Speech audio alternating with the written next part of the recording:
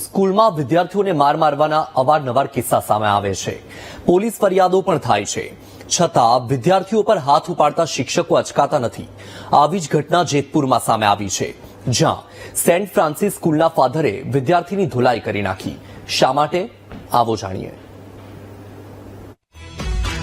ગુરુ અને શિષ્ય વચ્ચેનો સંબંધ પવિત્ર હોય છે, પરંતુ આ બધું હવે ભૂતકાળ બની ગયું છે.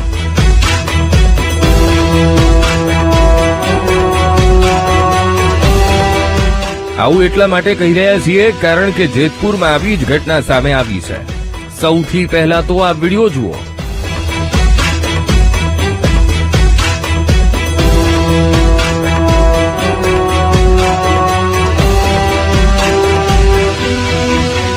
વિડીયોમાં જોઈ શકાય છે કે સ્કૂલની લોબીમાં વિદ્યાર્થીઓ આવી રહ્યા છે. આ દરમિયાન એક વિદ્યાર્થીને વિફરેલ ફાધર 5 ફડાકા ઝીંકી દે છે.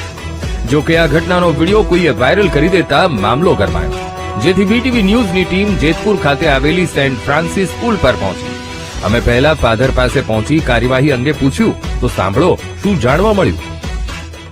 નથી, આ એડમિશનનો વાત છે. બીજો કોઈ નથી. કોનો વાક છે? એડમિશનનો વાત છે. એડમિશનનો વાક. બીજો કોઈ નથી. એડમિશન બોલે તો સર?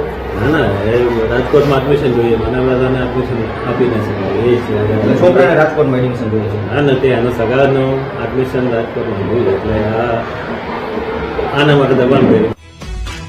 બાળક રાજકોટમાં એડમિશન માંગે અને તેને એડમિશન ન આપવા માટે આ રીતે હાથ ઉપાડવો, આ અધિકાર ફાધરને કોણે આપ્યો? જ્યારે અમે ઓન કેમેરા ફરી ફાધરની ઓફિસમાં ગયા તો સાંભળો શું કહ્યું. સાહેબ, તમારા દ્વારા છે વિદ્યાર્થીઓને માર મારવામાં આવ્યો છે, તે વિડીયો વાયરલ થયો છે, તે એ વિદ્યાર્થીને માર શું લેવા મારવામાં આવ્યો તો શું કહેશો સાહેબ? તમારી સ્કૂલનો વિડીયો છે, તમારા વિદ્યાર્થીઓને તમે જ મારતા હોય તેવો વિડીયો વાયરલ થયો છે, શું કહેશો સાહેબ?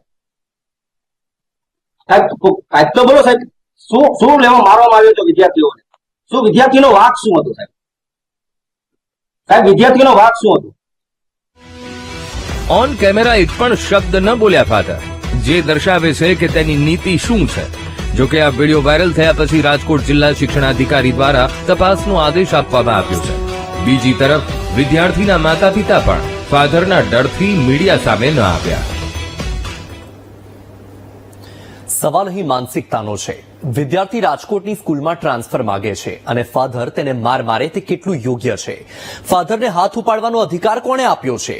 એડમિશન માંગ્યું હતું, નહીં કોઈ કિંમતી વસ્તુ. હાલ તો આ કેસમાં શિક્ષણ વિભાગ તપાસ કરશે, પરંતુ તે તપાસમાં ફાધર સામે કોઈ કાર્યવાહી થશે કે નહીં તે સૌથી મોટો સવાલ છે.